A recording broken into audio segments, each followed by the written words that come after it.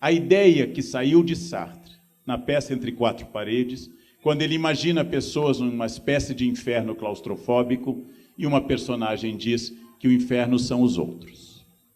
Nós mudamos a ideia porque tanto para alguns ramos da filosofia quanto para a grande maioria da ideia budista, o inferno começa a ser gestado, como no exemplo da história da monja, começa a ser gestado por nós mesmos. O inferno é uma opção de entrar em um discurso de ódio. O inferno é uma opção de eu ceder à raiva.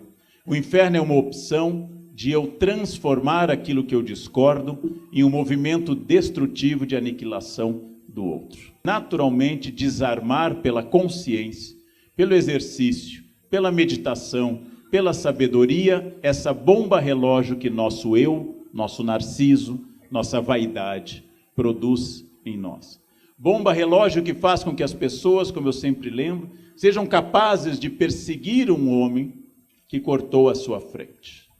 Sejam capazes de ir atrás de um carro que cortou, arriscando o carro, sua família e a si próprios, por causa de um gesto passageiro, irrelevante, mas que feriu o meu narciso.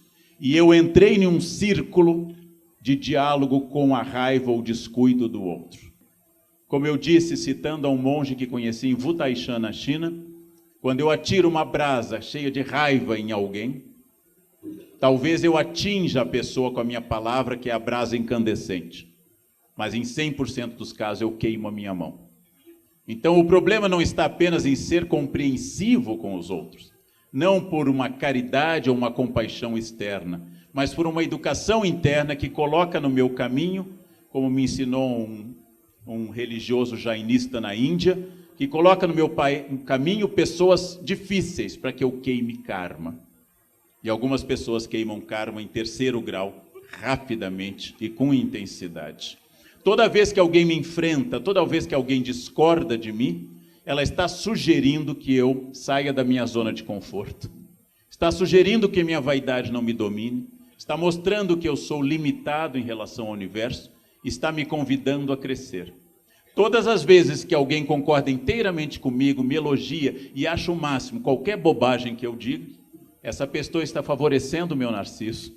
Ela está favorecendo o meu eu. Está impedindo que eu cresça. Então, qual o limite disso? A monja disse, eu concordo inteiramente, o limite disso é a ética e a lei.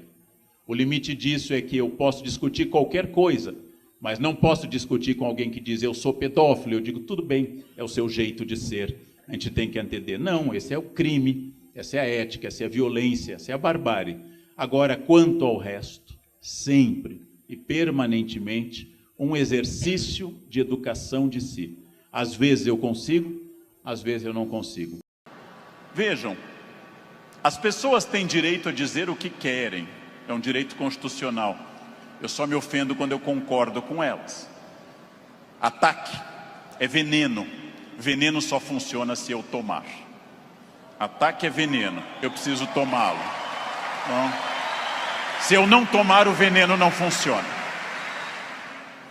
Quando alguém lhe xinga de velha, de feio, de babaca, de filho de alguma coisa, quando alguém lhe xinga até dizendo um time de futebol específico, que eu não vou repetir, resta você saber, a pessoa está certa ou errada. Se ela estiver certa, ela não está me ofendendo. Se ela estiver errada, está me ofendendo. A vida é muito curta para que eu perca tempo com babacas cheios de ódio.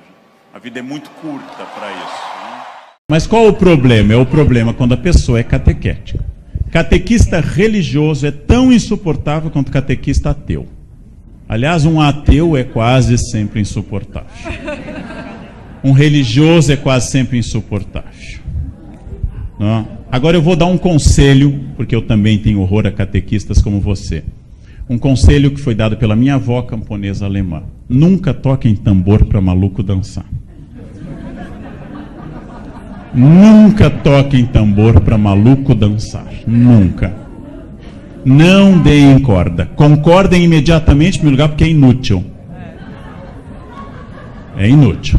Não há diálogo possível com catequistas. Sejam eles marxistas, petralhas, coxinhas, ateus, macrobióticos.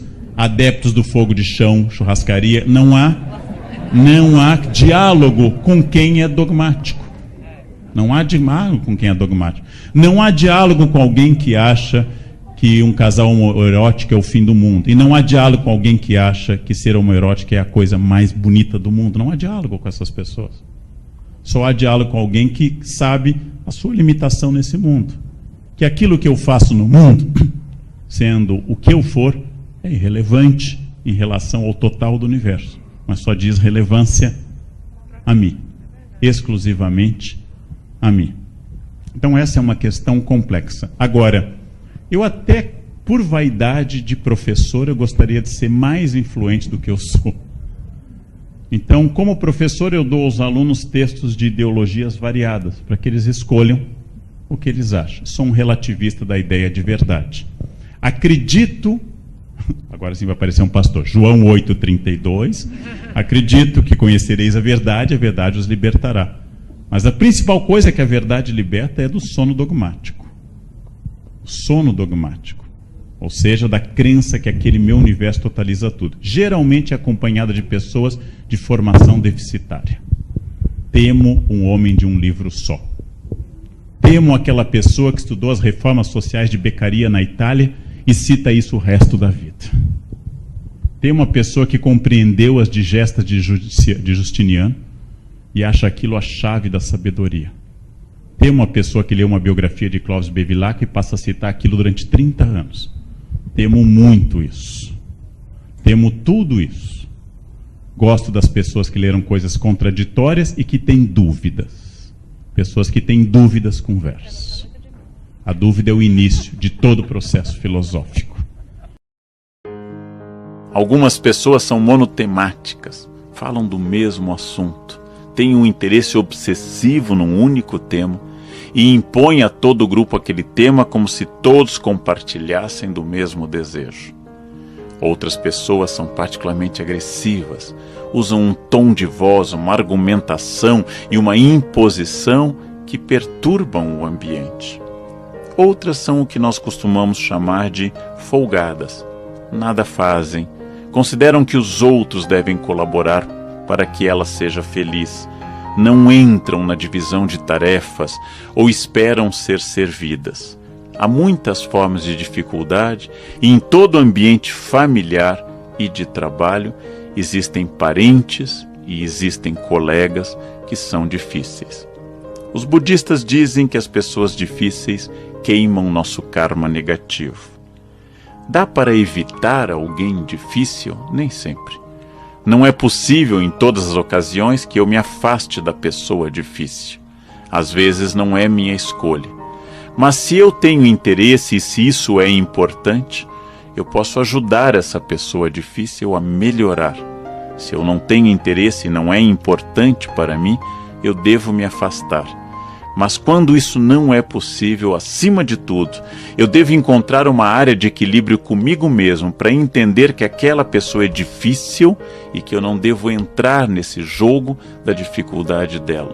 Quando eu consigo isolar um pouco mais a pessoa difícil dentro de mim, eu consigo ter mais harmonia.